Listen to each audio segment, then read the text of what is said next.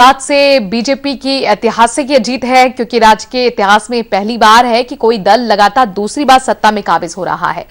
Bharatiya Janata party ने 47 सीटों पर जीत दर्ज की है, जबकि 19 सीटें कांग्रेस के खाते में गई हैं। बीएसपी को वजह मात्र 2 सीटों पर ही संतोष करना पड़ा है। हालांकि अपने दर्शकों को बता दें कि 2 निर्दलीय प्रत्याशियों पर भी देवभूमि की जनता ने अपना विश्वास जताया। उत्तराखंड के नतीजों में सबसे अप्रत्याशित बात यह रही कि पुष्कर सिंह धामी अपनी सीट को नहीं बचा पाए। देहरादून से ज्योत्सना हमारी संवाददाता जुड़ गई हैं। ज्योत्सना, सभी की निगाह इस बात पर टिकी है कि पुष्कर सिंह धामी अपनी सीट तो गंवा बैठे हैं, लेकिन उन्हीं के नेतृत्व में चुनाव लड़ा गया था। मुख्यमंत्री पद के दावेदार वही थे। क्या अब इस सोच में बदलाव हुआ है? अगर हुआ है तो कौन फिर आगे है?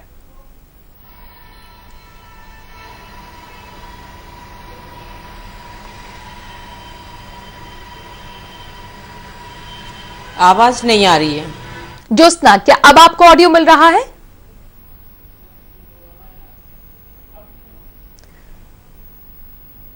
ज्योत्सना, आवाज आपको मिल रही है? जी मनु जी, मेरा सवाल यही है क्योंकि सब यही जानने की इच्छा रखते हैं कि पुष्कर सिंह धामी जिस तरीके से उनकी हार हुई, हालांकि उनके नेतृत्व में ही चुनाव लड़ा गया था और बेहतरीन शानदार जीत बीजेपी ने दर्ज की है, 47 सीटें। इसके साथ ही दोबारा जो मिथक था कि इतिहास में उत्तराखंड में जो अब तक नहीं देखने को मिला था कि सत्ता में वही पार्टी आती है जो सत्ता में रही हो, लेकिन इन सब के बीच में अब पुष्कर सिंह धामी क्या होगा? क्या वो फिर से मुख्यमंत्री पद की रेस में उन्हें हम माने, या फिर और दूसरे चेहरों पर चर्चा शुरू हो गई है?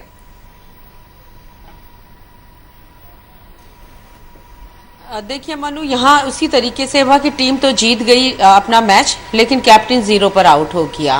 वही हाल उत्तराखंड में भी हुआ।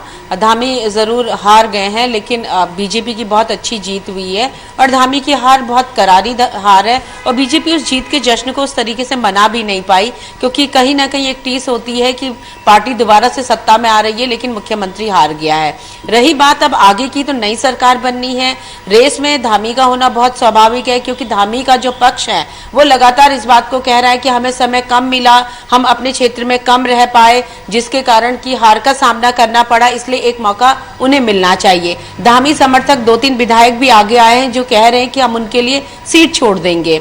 वहीं अगर अन्य नामों की बात करूं तो एज यूजुअल जो हमेशा से नाम होते हैं, अजय भट्ट जो इस समय नैनीताल से सांसद हैं, अनिल बलूनी जो इस समय राज्यसभा सांसद हैं, डॉक्टर निशंक जो हरिद्वार से सांसद हैं, पूर्व मुख्यमंत्री हैं, कुछ ऐसे नाम हैं जो लगातार चर्चाओं में बने हुए हैं। इसके अलावा अगर विधायकों में से किसी के नाम चर्चा में है तो सतपाल महाराज हैं। 2017 से उनका दावा लगातार बना हुआ है, लेकिन उनका राजयोग अभी बन नहीं पा रहा है। इसके अलावा धन सिंह रावत जो श्रीनगर से विधायक हैं और इस समय गणेश गोदियाल कांग्रेस के प्रदेश अध्यक्ष को हरा करके दोबारा देहरादून पहुंचे हैं, विधानसभा पहुंचे हैं, उनका नाम चर्चाओं में है। मदन कौशिक जो प्रदेश अध्यक्ष हैं इस समय बीजेपी के और हरिद्वार से लगातार जीतते आए हैं, उनका अपना दावा है, लेकिन दावे सब कर रहे हैं, लॉबिंग सब अपने लिए कर रहे हैं। मनु, आप जानती हैं कि बीजेपी में अब वही होता है जो मोदी और अमित शाह फाइनल करते हैं और बंद लिफाफे में जिसका नाम आता है। अगर उनकी पसंद होगी मुख्यमंत्री धामी को रिपीट करने की तो वही नाम आएगा,